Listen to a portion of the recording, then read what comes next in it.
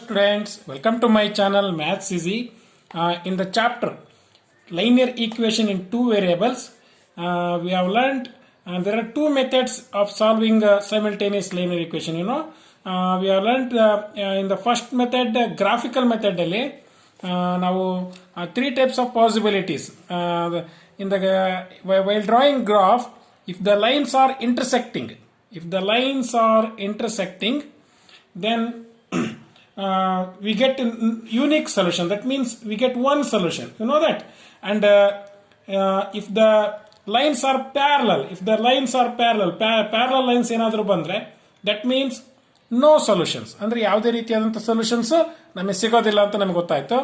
And also in the third case, if the lines are coincident lines, ಏನಾದರೂ lines ಏನಾದರೂ coincident ಬಂತಂದ್ರೆ, ಅಂದ್ರೆ ಒಂದ್ರ ಮೇಲೆ ಒಂದು ಲೈನ್ ಏನಾದರೂ ಬಂತು ಅಂತ ಅನ್ಕೊಂಡ್ರೆ ನೋಡಿ, ಇಲ್ಲಿ there are two lines are there, ಅಂದ್ರೆ these lines are called as coincident lines. ಈ ರೀತಿ ಬಂತು ಅಂತಂದ್ರೆ then we get the infinite number of solutions. Okay, we have learned in two possibilities. Okay, ನಾವು ಎರಡು ಪಾಸಿಬಿಲಿಟೀಸ್ ಅನ್ನ ಕಲ್ತ್ಕೊಂಡ್ಬಿಟ್ಟಿದೀವಿ. And the third possibility is coincident lines ಅಲ್ಲಿ ಯಾವ ರೀತಿಯಾದಂಥ ಸೊಲ್ಯೂಷನ್ಸ್ ಅನ್ನು ನಾವು ಪಡಿಬಹುದು ಅನ್ನೋದ್ರ ಬಗ್ಗೆ ನಾವು ಕಲ್ತ್ಕೊಳ್ಳೋಣ. ಅಂಡ್ ಆಲ್ಸೋ ಆಲ್ಜಿಬ್ರಿಕ್ ಇಂಟರ್ಪ್ರಿಟೇಷನ್ ಮೂಲಕ ನಾವು whether these lines are parallel or coincident or intersecting ಅನ್ನೋದನ್ನ ನಾವು ಐಡೆಂಟಿಫೈನ ಮಾಡಬಹುದು by using the formula. Okay, let see how to find the coincident lines possibilities ಯಾವ ರೀತಿ ಆಗ್ಬೋದು ಅನ್ನೋದ್ರ ಬಗ್ಗೆ ನಾವು ಕಲ್ತ್ಕೊಳ್ಳೋಣ. Will take on an example.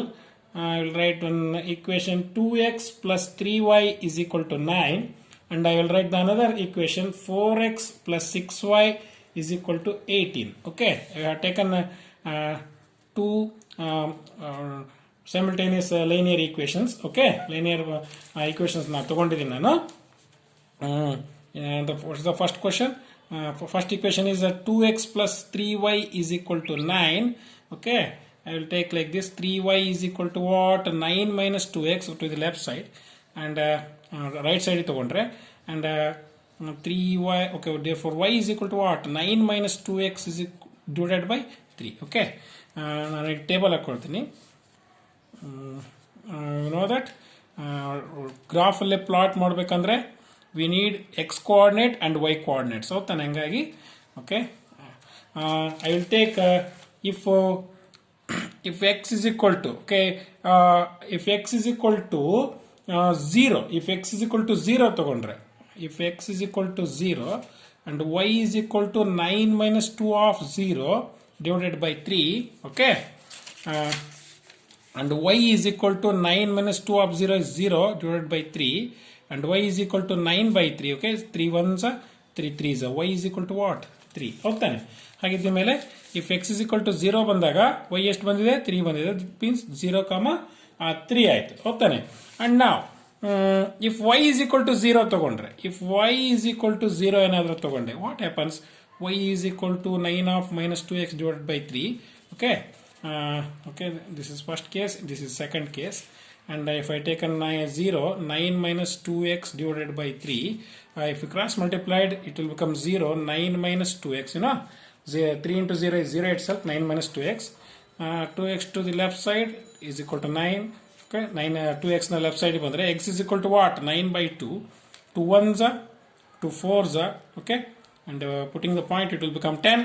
4.5 is equal to x is equal to what? 4.5 ಅಂತ ಹೋಗ್ತಾನೆ. ಒಂದು y is equal to 0 ತಗೊಂಡಾಗ 4.5 ಬಂದಿದೆ, and x is equal to 0 ತಗೊಂಡಾಗ y is equal to 3 ಬಂದಿದೆ. ಹೋಗ್ತಾನೆ. I have taken y is equal to 0 ತಗೊಂಡಾಗ ನಮಗೆಲ್ಲ ಒಂದು ಡೆಸಿಮಲ್ ಪಾಯಿಂಟ್ ಬಂದಿದೆ. ಓಕೆ, ಇದು ಒಂದು ಕೇಸನ್ನು ನಾವು ಪಾಯಿಂಟ್ ಯಾವ ರೀತಿ ನಾವು ಗ್ರಾಫಲ್ಲಿ ಪಾಯಿಂಟ್ ಔಟ್ ಮಾಡ್ಬೋದು ಅನ್ನೋದ್ರ ಬಗ್ಗೆ ಗೊತ್ತಾಗಲಿ ಅಂತಂದೇಳಿ ನಾನು ಈ y is equal to 0 ತಗೊಂಡಿದ್ದೀನಿ. ಓಕೆ, ಹಾಗಿದ್ದ ಮೇಲೆ ನಾವು ಇದೇ ನಂಬರ್ಸ್ ಅನ್ನ ತಗೋಬೇಕಂತ ಏನಿಲ್ಲ. You can take any numbers, ಯಾವುದೇ ನಂಬರ್ಸ್ ಆದ್ರೂ ತಗೋಬಹುದು. ಇಲ್ಲಿ x is equal to 0 ತಗೊಂಡಿದ್ದೀನಿ ಅಂದಮೇಲೆ you can take any number. Okay, 3 ಇಂದ ಡಿವೈಡ್ ಆಗೋ ರೀತಿಯಲ್ಲಿ ನೀವು x is equal to ಯಾವ್ದಾದ್ರು ನಂಬರ್ ತಗೋಬಹುದು. ತಗೊಂಡು ನೀವು ಡಿವೈಡ್ ಮಾಡಬಹುದು. ಡಿವೈಡ್ ಮಾಡಿ you can put the points ಅನ್ನ ನೀವು ತಗೋಬಹುದು ತಾನೆ. ಇದೇ ನಂಬರ್ಸ್ ತಗೋಬೇಕಂತ ಏನು ಕಂಡೀಷನ್ ಇಲ್ಲ. ಓಕೆ, ಹಾಗಿದ್ದ ಮೇಲೆ y is equal to 0 ಬಂದಾಗ ಏನಾಯ್ತು?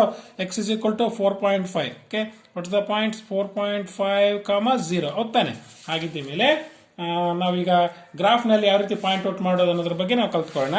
ಓಕೆ, ಈಗ I have taken these two ಈಕ್ವೇಷನ್ಸ್ಗೆ ನಾನು ಈ ಟೇಬಲ್ ಅನ್ನು ಫ್ರೇಮ್ ಮಾಡ್ಕೊಂಡಿದ್ದೀನಿ. And also okay, one more table you have to frame. ಇನ್ನೊಂದು ಈಕ್ವೇಷನ್ ಇದೆ ಅಲ್ವಾ, that's what. Okay, second equation is 4x plus 6y is equal to 18, and 6y is equal to what? 18 minus 4x, and y is equal to what? 18 minus 4x divided by 6. ಹೋಗ್ತಾನೆ. ಹಾಗಿದ್ದ ಮೇಲೆ ಈಗ ನಾನು if x is equal to 0 ತಗೊಂಡ್ರೆ, from the first possibility, if x is equal to 0, what happens here? Y is equal to 18 minus 4 of 0 divided by 6. Okay, and y is equal to 18 minus 4 of 0 is 0 divided by 6. Y is equal to 18 by 6. Okay, 6 ones are 6 threes are, y is equal to what? 3. Y is equal to 3. ಹಾಗಿದ್ದ ಮೇಲೆ x is equal to 0 ಬಂದಾಗ, okay, I will make another table. ಇನ್ನೊಂದು table ನಾನು ಬರೀತೀನಿ ಇಲ್ಲಿ. Okay, like this, x comma y. Okay, if x is equal to 0 ಬಂದಾಗ y is equal to ಏನು ಬಂದಿದೆ? 3 ಬಂದಿದೆ. ದಟ್ ಮೀನ್ಸ್ 0 comma 3 ಆಯ್ತು. And if y is equal to 0 ತಗೊಂಡೆ, if y is equal to 0 ತಗೊಂಡ್ರೆ, what happens here? If y is equal to 0 ತಗೊಂಡ್ರೆ, and I will write the equation here. Y is equal to what? 18 minus 4x divided by 6, and y is equal to 0. Okay, 18 minus 4x divided by 6, and also if you cross multiply, what you will get? 0 into 6 is 0, is equal to 18 minus 4x. To the left side, 4x is equal to 18. X is equal to what? 18 by 4. 4 ones are, 4 fours are, okay? 4 fours are 16. 2 is remaining. Putting the point, it will become 20. 4 5s are 20. X is equal to what? 4.5. ಹೋಗ್ತಾನೆ. ಹಾಗಿದ್ದ ಮೇಲೆ y is equal to 0 ಬಂದಾಗ x is equal to ಏನು ಬಂದಿದೆ? 4.5 ಬಂದಿದೆ. Okay, what happens here? 4.5 comma 0. 4.5 comma 0. Okay, one thing you have to remember, ಇವೇ points ತಗೋಬೇಕಂತ ಏನಿಲ್ಲ. There is no condition. Okay, ನೀವು ಬೇಕಾದ್ರೆ ಡೆಸಿಮಲ್ ಪಾಯಿಂಟ್ ಬರದೇ ರೀತಿಯಲ್ಲೂ ಕೂಡ ನೀವು ಪಾಯಿಂಟ್ಸ್ ಅನ್ನ ನೀವು ತಗೋಬಹುದು. Whatever the point you take, you will get the coincident ಲೈನ್ಸೇ ನಿಮಗೆ ಬರ್ತಾ ಹೋಗುತ್ತೆ. ಓಕೆ, ನಾನು ಈಗ ಗ್ರಾಫ್ನಲ್ಲಿ ಪ್ಲಾಟ್ ಮಾಡ್ತೀನಿ ಆ ಪಾಯಿಂಟ್ಸ್ ಅನ್ನಲ್ಲ. Okay, I have drawn here. Graph ಮೂಲಕ ಯಾವ ರೀತಿ ಪಾಯಿಂಟ್ಸ್ ಅನ್ನು ಪ್ಲಾಟ್ ಮಾಡೋದು ಅನ್ನೋದ್ರ ಬಗ್ಗೆ ನಾವು ಈಗ ಕಲ್ತ್ಕೊಳ್ಳೋಣ. Okay, the first one is in the first table 0, 3, 0, 3. Here 0 is there. Plus 3, 1, 2, 3. Okay, this one is 0, 3. Okay, and then 0, 4.5. 0, 4.5. It will come here. 4.5 in the middle between 4 and 5. 0, 4.5. 0, 4.5. No, sorry. Okay, 4.5, 0 alva. Okay. Okay, I will make some corrections. Okay.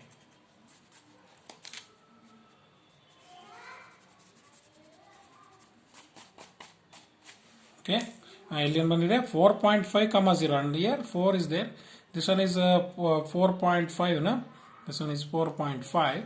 4.5, x point is 4.5 and y point is 0. That's why it will become 4.5, 0. Okay, I will join these 2 points. Okay, ಎರಡು points ಅನ್ನು ನಾನು join ಮಾಡ್ತೀನಿ. I join these 2 points, and then in the second table ನಲ್ಲಿ 0, 3 is 0, 3 is there, and 4.5 comes same points are there in both the table. We get the same points. ನೋಡ್ರಿ, ಇಲ್ಲಿ 0, 3 ಇದೆ, ಇಲ್ಲಿ 0, 3 ಇದೆ, 4.5, 0 ಇದೆ, ಇಲ್ಲಿ ಕೂಡ 4.5, 0 ಇದೆ. That's why these 2 lines are called coincident lines. ಅಂದ್ರೆ ಇವೆರಡು ಲೈನ್ಸ್ ಎದರ ಮೇಲೆ ಬರ್ತವೆ? ಒಂದರ ಮೇಲೆ ಒಂದು ಬರ್ತವೆ. ಹಾಗಾಗಿ and these lines are called as coincident lines. ಹಾಗಿದ್ದ ಮೇಲೆ ಆಲ್ಜಿಬ್ರಿಕ್ ಇಂಟರ್ಪ್ರಿಟೇಷನ್ ಏನ್ ಬರುತ್ತೆ ಅಂತಂದೇಳಿ. ಓಕೆ, ಈಗ ನಾವು ಕೋಇನ್ಸಿಡೆಂಟ್ ಲೈನ್ಸ್ ಅನ್ನ ಗ್ರಾಫ್ ಮೂಲಕನೇ ನಾವು ಡ್ರಾ ಮಾಡಿ ನಾವು ಈ ಕೋಇನ್ಸಿಡೆಂಟ್ ಲೈನ್ಸ್ ಬರ್ತವೆ ಅಂತ ಕೂಡ ನಾವು ಅಂದ್ಕೋಬೇಕಾಗಿಲ್ಲ. We can identify whether these lines are coincident or parallel by using the one formula. Okay, if the lines are coincident lines ಇತ್ತು ಅಂತಂದ್ರೆ ಬೈ ಯೂಸಿಂಗ್ ದಿಸ್ ಟೇಬಲ್, ಈ ಟೇಬಲ್ ಮೂಲಕ ನಾವೇನ್ ಮಾಡಬಹುದು, a1/a2 is equal to b1/b2 is equal to c1/c2 ಈ formula ಹಾಕೊಂಡು ಏನಾದರೂ if the three conditions are equal, a1/a2 is equal to b1/b2 is equal to c1/c2 ಏನಾದರೂ ಸ್ಯಾಟಿಸ್ಫೈ ಆದ್ರೆ then graphical representation is coincident lines, ಅಂದ್ರೆ coincident lines ಬರ್ತವೆ ಅಂತ ಅರ್ಥ. and algebraic interpretation is what?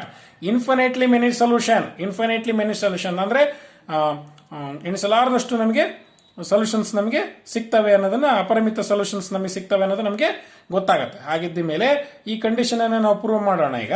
Okay,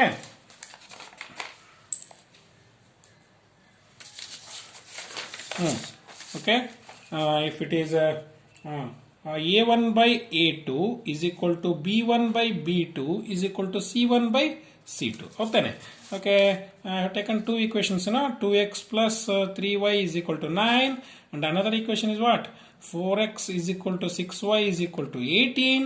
Okay, if I take like this, 2x plus 3y to the left side is what? Left side bandre enayitu, minus 9 is equal to 0. Okay, this one is plus, 4x plus 6y to the left side is what? Minus 18 is equal to 0. Agidda mele a1 is what? 2, b1 is what? Plus 3, c1 is what? Minus 9. Okay, like that, a2 is what? 4, and b2 is what? B2 is what? Plus 6, and c2 is what? c2 is minus 18.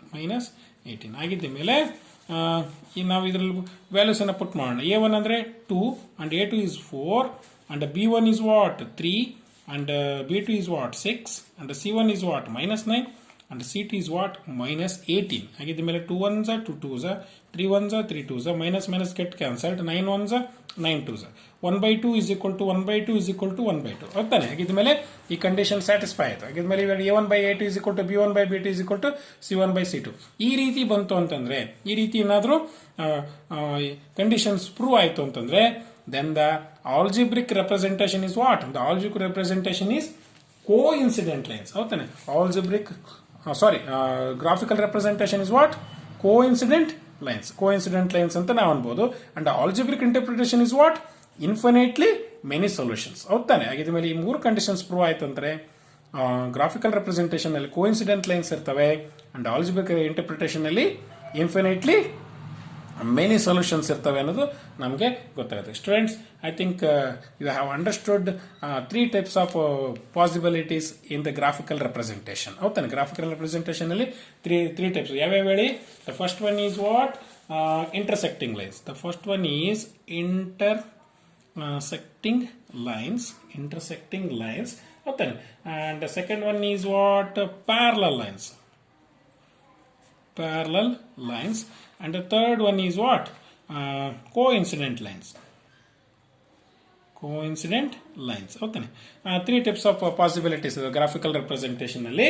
ಆಗಿದ್ದ ಮೇಲೆ coincident intersecting lines. Okay, intersecting lines ಅಲ್ಲಿ ನಮಗೆ what's the formula for intersecting lines? and this one is a1/a2 not equal to b1/b2. ಓಕೆನೆ.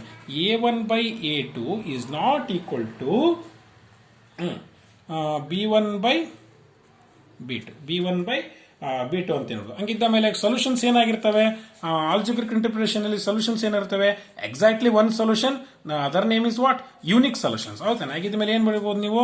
Exactly one solution ಇರುತ್ತೆ. Or ಅದಕ್ಕೇನಂತ ಇನ್ನೊಂದು ಹೆಸರು ಏನಿದೆ? Unique solutions. ಹೌದಾನೆ. ಯೂನಿಕ್ ಸೊಲ್ಯೂಷನ್ ಅಂತಂದೇಳಿ ಅನ್ಬೋದು. ಹೌದಾನೆ. ಆಗಿದ್ದ ಮೇಲೆ there is another condition is there. ಏನಾದ್ರೂ exactly one solution, unique solutions ಇತ್ತು ಅಂತಂದ್ರೆ ಅಂಡ್ ಈಕ್ವೇಶನ್ಸ್ ಆರ್ ಕನ್ಸಿಸ್ಟೆಂಟ್ ಅಂತ ಹೇಳ್ಬೋದು ನಾವು. ಏನಂತ ಹೇಳ್ಬೋದು ನಾವು? ಕನ್ಸಿಸ್ಟೆಂಟ್. ಎಸ್. ಆಗಿದ್ದ ಮೇಲೆ ಏನಂತ ಹೇಳ್ಬೋದು? The pair of linear equations are consistent. Okay, ನೋಡಿ, ಕನ್ಸಿಸ್ಟೆಂಟ್ ಅಂತ ಹೇಳ್ಬೋದು ನಾವು. Consistent. Okay, the pair of linear equations are consistent. ಈ ಕಂಡೀಷನ್ಸ್ ಏನಾದರೂ ಪ್ರೂವ್ ಆಯ್ತು ಅಂತಂದ್ರೆ there are exactly only one solution, or other name is what? Unique solution. One solution ಅಷ್ಟೇ ನಮಗೆ ಸಿಗುತ್ತೆ. and the pair of linear equations are consistent ಅಂತ ಹೇಳ್ಬೋದು ನಾವು. ಹಂಗಿದ್ದ ಮೇಲೆ ಆ ಪ್ಯಾರಲಲ್ ಲೈನ್ಸ್ ಅಲ್ಲಿ ಯಾವ ಕಂಡೀಷನ್ಸ್ ಪ್ರೂವ್ ಆಗಬೇಕು? a1/a2 A1 by A2 is equal to B1 by B2 is not equal to C1 by C2.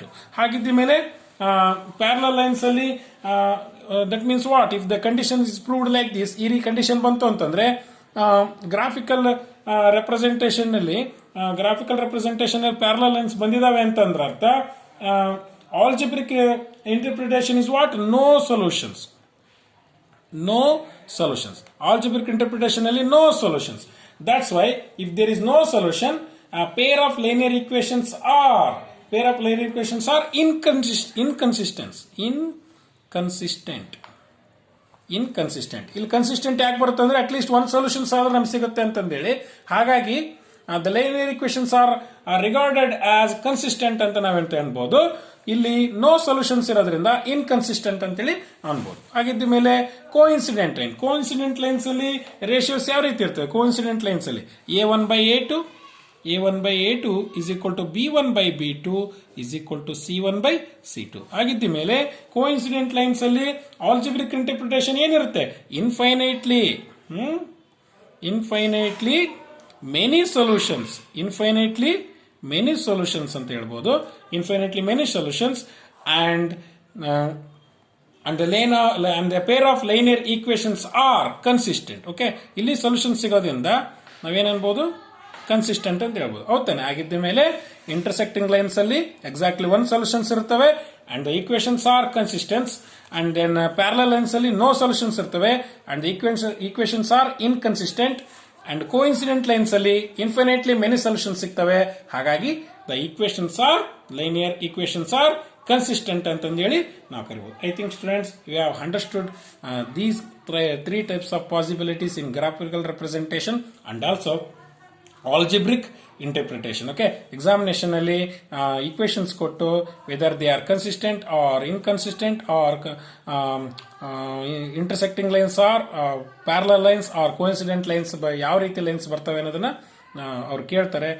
You have to identify by using these formulas and also by graphical method. Okay, in the next class we are going to solve the exercise problems. Okay, thank you.